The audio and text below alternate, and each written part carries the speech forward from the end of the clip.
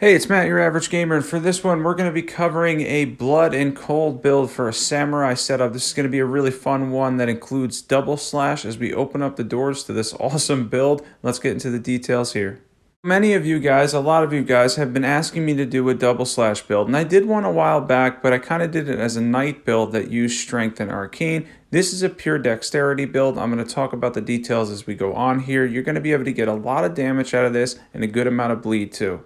As we take on the Magmorm here, we're on New Game Plus 7 as always. You're going to see later in the video the journey that we jump into, and it's going to be, I believe, around journey 12 or so. We're going to end up getting a lot of damage out of this one, and we're going to include a way to get a little bit of cold and frost damage as well. First up though, before we go through everything, I want to show you guys where to get the basics to this build. I want to start including a little bit more in terms of this as far as my videos go, at least a little bit more informative and a little more detail. First things first, let's talk about where you get the Nagakiba, my favorite katana in Elden Ring. For the Nagakiba, it can end up in a couple different places. I'm going to show you the two of the most likely places that it'll show up. This is at the end of the game where it will usually be, and this is past the Dragon Burnt Ruins and all that past the lake, and I'll show you on the map where it is here. And then I'm also going to go over where there's another place where you can get the Nagakiba very early in Elden Ring if you want to grab it early and you're okay with killing Hunter Yura. If you're not going to grab it there, there's one other place where it can be early in the game. And again, I think there's a few other places it can end up. But for the purpose of this, I'm going to show the end game one and the early game one. The early game one's going to be in the ravine there, past where you get invaded by the guy that has the Reduvia. He'll be standing there, and if you kill him in that spot up the ravine, you will end up with the Nagakiba in your possession. You can get it very early in the game, and it's a very powerful katana. Next up, where do you get your discount Rivers of Blood? Where do you get Double Slash? Well, Double Slash is in Celia, Town of Sorcery, if that's how you say it. It's in Caelid. You can get this from the very start of the game. It's on the branches up here in a Teardrop Scarab. Did miss him the first time, but he'll appear on the roof. Kind of bounce between the two. You just have to hit him one time. He's one of those ones that no matter what, I believe he's one hit. He'll drop Double Slash. There it is in Caelid on the map there. It's not too hard to find. And next up here is, although you can't use it with Bloodflame Blade, at least as far as the code itself, although you can use the mist part of it for the frost buildup, that's where you get in the general area of Chilling Mist. I believe it's somewhere in there south of Rena's Rise, and that was the one that I ended up using, but you can use any offhand katana, either base katana or the Nagakiba in Cold Affinity. Next up is Bloodflame Blade. Where do you get Bloodflame Blade? Well, you get it in Liurnia of the Lakes. It's right by the church where you do White Mask Vare's quest line, and I'll show it on the map there. It's not too bad to get. Another one that's pretty easy to get in the early game, and Bloodflame Blade is super helpful because it's going to give us 40 additional bleed and a little bit of fire damage as well, making a potent double slash build. Where do you get that base samurai setup? If you didn't start as a samurai class, by the way, I recommend starting as a samurai class. If you're going to do this build, it would be perfect since we're going as a dexterity build. You can get it from the merchant in Caelid. I'll show it on the map here. It's the one that's in Dragon Barrow. Again, you can get here very early in the game, and I'll show it on the map here in Dragon Barrow. It'll just be up there to the north a bit at the Merchant's Shack, and you can buy it very easily from there. And now we're going to begin a new journey, and again, New Game Plus 7, since I believe we're going into Journey 12 here, and this should be really epic. Let's get into the build, take on some bosses, enemies, and check out everything Double Slash has to offer.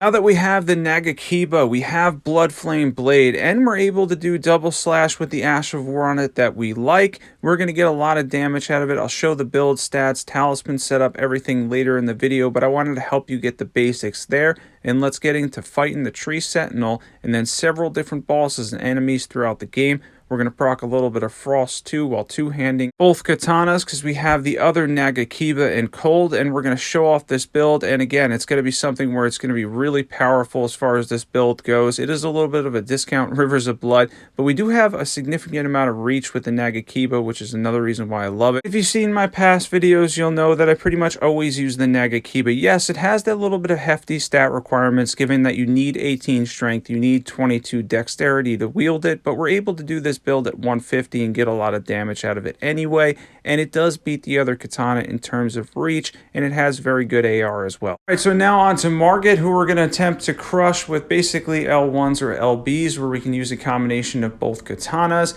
Since we have Cold on the other katana, and then the main hand one we're using Bloodflame Blade, we're going to go for both Bleed and Frost. For many of us, this is a very familiar setup, but with the Nagakibas, we have really good AR. We did a lot of investment as far as dexterity goes, so you're going to see on screen here the amount of damage in general that we can get with procs and whatnot as well. As far as the damage on the L1s or LBs, it's something you can combine in here while also using double slash in combination. Gives you a lot of variety to have that Frost in the offhand, and again, if you want to use the Chilling Mist Ash of War and then switch to the Bloodflame Blade, you can actually get an extra proc in there. Most of the time the Mist is enough to proc once anyway on most bosses, and then switch to Bloodflame Blade, use double slash, or go for those L1s or LBs to stack damage, successive attack damage, basically build up as much as you can and do a ton of damage. Now we're going to take advantage of the fact that we're facing Godric, and we're going to use the combination of the L1, the LBs, and then we're going to finish them off in the second phase with double slash to kind of combine everything together and take advantage of the full power of the build that we're using. It's a really powerful one, and we did have to journey in on the early game because this was the character that I used it on, but again, I've used double slash in the late game too. It's very powerful, and you can see on screen there we got the Frost proc in addition to, and then we're going to go up to Godric here in the second phase. We're going to take advantage of double slash, and he's not even going to survive it at that point because it's really powerful with the Nagakiba, with Bloodflame Blade, and with a lot of dexterity. It's for a god tier build, and as I mentioned, it's one of those ones where you're just going to have a really good time with this build and setup as well, because you can just run through a lot of the bosses, chew through their HP, have that high dexterity, as I mentioned, to get a lot of damage, a lot of AR, and then we have the bleed procs. We're actually getting a total of 85 bleed from the base bleed and Bloodflame Blade. Now on Egil, we're only going to use double slash here to see how much damage we can do. He is slash resistant, but it's not going to matter too much because we have a really powerful build in our hands. Let's see how this turns out. And somehow he always ends up hitting me when he lands. I don't even know how. I feel like I always get hit by his feet or his wings or whatnot, but it's not going to matter too much because we're going to hit him as hard as we can with double slash. We're going to go right at him, see if we can get a few head hits in there, and then even on the body hits, as far as the legs and whatnot, he's taking substantial damage from double slash and Bloodflame Blade, making for a great build. And right there ends Egil. That was very, very quick. He didn't last too long. He does have a little bit more HP, and since it's new game +7, it is Egil after all, but he went down fairly quickly with this really potent Nagakiba Bloodflame double slash build. Now what about regular enemies, NPC invaders and such? How good is double slash on the Nagakiba against them? Well, we're going to find out right now. We're going to take on Anastasia here. This is the easiest version of her. She's found again at Mount Gelmir. That would be Invasion number 2. And Invasion number 3 is in Consecrated Snowfield, where you will end up with a Somber Ancient Dragon Smithing Stone, which is a fantastic drop from a not too hard of an NPC invader, given the fact that you can bait her jump attack. Let's see how much damage we can do to her on New Game +7. And we're going to go right in here. As you can see, there wasn't even too much to talk about there. I was about to say something else, but there isn't really anything else to say. She went down incredibly quickly with double slash and Bloodflame Blade, absolutely chewed through her HP, and she was gone in a flash. Let's take on one more NPC invader. All right, and now up to the second NPC invader, and then after this, by the way, we're going to show off mobs, build, stats, equipment, everything you need to know for this awesome build. And for the NPC invader that we're going to take on here, let's see if once again we can crush him. This one actually has a little bit more HP, so it can be a little more challenging. We'll try a combination here, starting with a jump attack, and he probably should have died there, but it doesn't matter. We're going to go after him again and finish him off with double slash. Once again, that was incredibly easy. This is a really powerful build for regular mobs, NPC invaders and such. And now let's get into mobs in general, which obviously you kind of already know at this point it's going to end up crushing.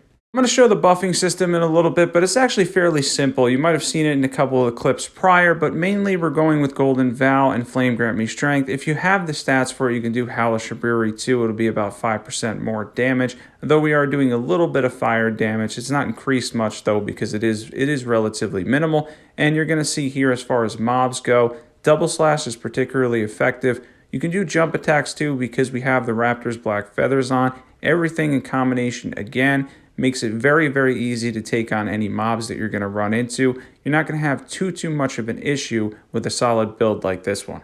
Anyway, while we're taking on some mobs here, I just want to mention real quick, if you're not subbed, definitely sub to this channel. Now's the time to sub. We're doing constant Elden Ring content. We're going to be making quality content for the game, pretty much nonstop at this point, weekly content and whatnot. Do usually a couple videos each week, and we're going to do some other Souls content too. And as far as the Discord, that's in the description below. You guys probably heard me talk about that before. There's almost 500 people in there. You're definitely going to want to be a part of that. And if you need help with anything, everybody in there is really friendly too. It's been super helpful. So if you're stuck or there's something you need help with, definitely be sure to join that. Now on to buffs for this build. All right, for buffs, the first thing we did was we drank our tear. After that, we're going to use Golden Vow because they're the two longest lasting ones. And then we're going to use Flame Grant Me Strength, at which point we can use Bloodflame Blade, fill up our FP, and then we get to use Double Slash, or if you want to go with the L1s or LBs, you can use either one. They're both honestly a fantastic way to utilize this build, especially having that cold as a secondary. And for equipment, we have the Nagakiba plus 25 with Double Slash. We're using Bloodflame Blade on that.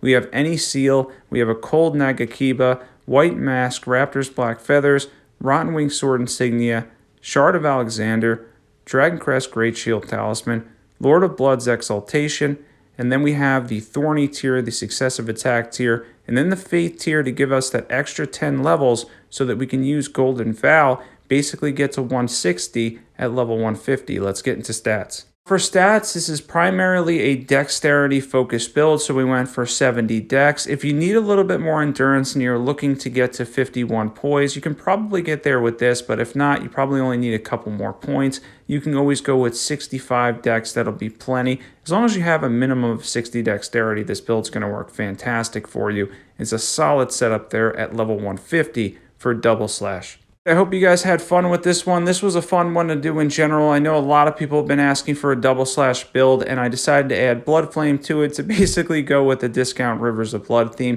and it came out really well. We did a lot of damage. This build really works well for the majority of the game. Most bosses aren't going to give you too much trouble, and the Nagakiba is an excellent weapon. It's an excellent choice, too, to make for a powerful build. And on the Discord, definitely be sure to join that. There's almost 500 people there now. If you need help, again, as I mentioned before, definitely going to want to join that. And if you're not subbed and you love overpowered PvE builds, be sure to check out all the awesome builds that are on my channel. There's like an entire library there now. Thanks for watching, and as always, I will catch you guys there.